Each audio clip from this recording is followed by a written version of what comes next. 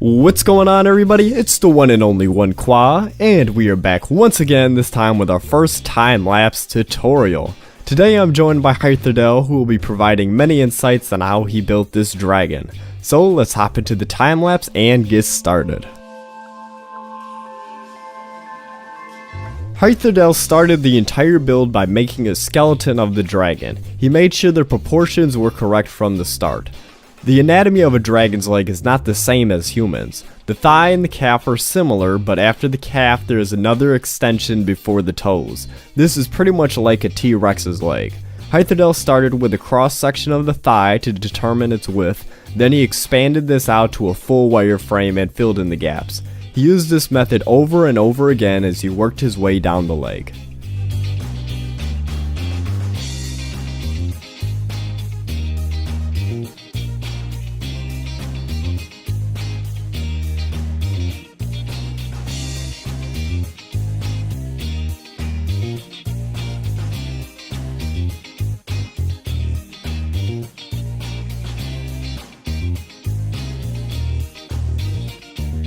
The tail was pretty simple. It's sort of in a cylindrical form where the stick is near the spine and thins out towards the end. He used 2 lines to determine the thickness of the tail, then he added in more lines and filled the empty space in between.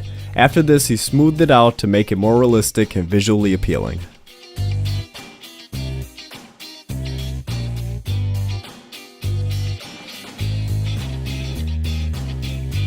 For the body, Hytherdell created a line for the front of the torso where he protruded the chest more outwards. Then he made another line where he connected the tail to the back of the neck. Make sure to also connect the legs and tail to the body, but try not to make it too smooth. There should be a slight crease between each limb and the body as a way of separation. After this, he wireframed the ribcage area and filled it in.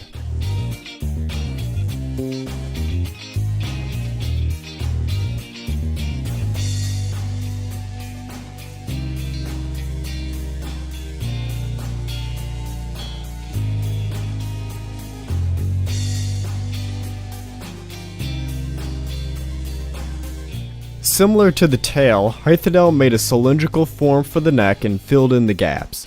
Then he made an outline for the top part of the head, an outline of the lower jaw, and added 4 horns. He filled in the jaw and the head, then touched up the neck and expanded the horns. Hytherdell added stairs for the teeth and set aside an area for the eyes. Later on, Hytherdell touched up the head by making the lower jaw angled downwards.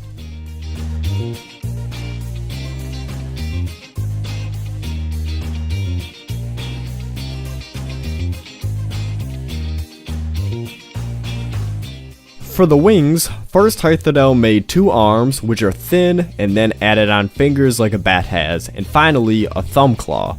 For the wing membrane, he made a wireframe and filled in the gaps. Used another block to make it easier in the coloring process. Also, make sure to keep these areas smooth. There's a slight arc at the bottom of each section that you should keep in mind when making the wing membrane.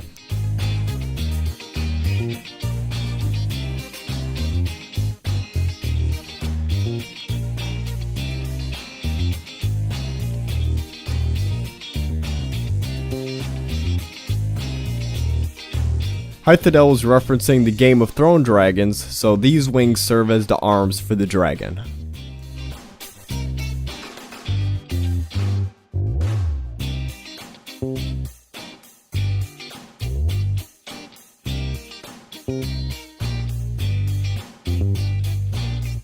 Off camera, Hytherdell added scales to the dragon's chest and back.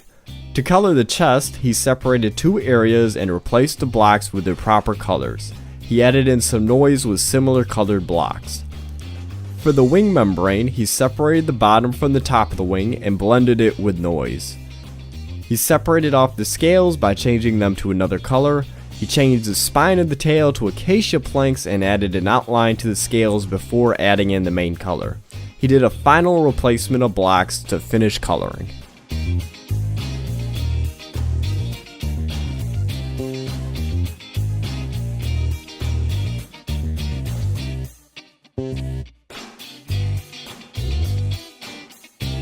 I hope you have enjoyed this video. Remember to check out our previous videos as well as suggest new ideas for future content.